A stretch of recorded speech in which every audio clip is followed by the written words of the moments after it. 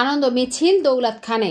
মোহাম্মদ সোহেল খান ভোলা জেলা প্রতিনিধি জানায়, 21 আগস্টে গ্রেনেড হামলার মামলায় বিএনপির ভারপ্রাপ্ত চেয়ারম্যান তারেক রহমান সহ সব আসামি খালাস পাওয়ায় আনন্দ মিছিল করেছেন দৌলতখান বিএনপি নেতাকর্মীরা।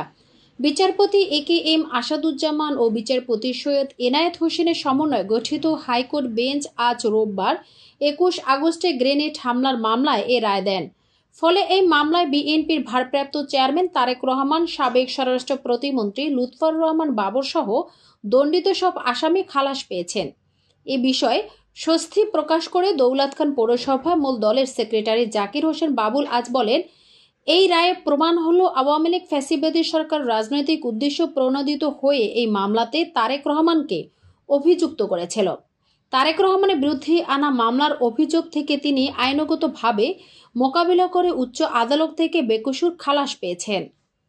থানা যুবদলের আহ্বায়ক মশিউর রহমান লিটন বলেন, ঐতিহাসিক রায়ের মধ্য দিয়ে আবারও প্রমাণিত হলো যে তারেক রহমানের বিরুদ্ধে আনা সব মামলারই রাজনৈতিক ষড়যন্ত্রমূলক ছিল।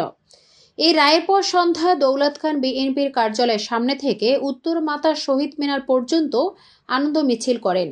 উপজেলা বিএনপির ভারপ্রাপ্ত সভাপতি ফারুক হোসেন তালুকদার সহ সভাপতি নিজামুদ্দিন ভূঁইয়া, সাংগঠনিক সম্পাদক মাহবুব মোর্শেদ কুট্টি, সাবেক পোলিং চেয়ারম্যান সুমন খান, জুয়েল তালুকদার, স্বেচ্ছাসেবক দলের থানা আহ্বায়ক রাশেদ পাটোয়ারি, রিপন পাটোয়ারি, পাতা পাটোয়ারি, ফজলে রাব্বি সাগর, আবুল হাসনাত সুমন, মোসলেউদ্দিন হাং, থানা ছাত্রদলের নেতা সোহান আব্বাস শিকদার, রাকিব পণ্ডিত, মিঠু জয়নগর, আবুল বসার, চরখলিপা ইউনিয়ন যুবদলের আহ্বায়ক মুকুল মিয়া, জাফর হাং, ফরহাদ শরীফ হাং সহ বিএনপির সকল ইউনিটের নেতৃবৃন্দ।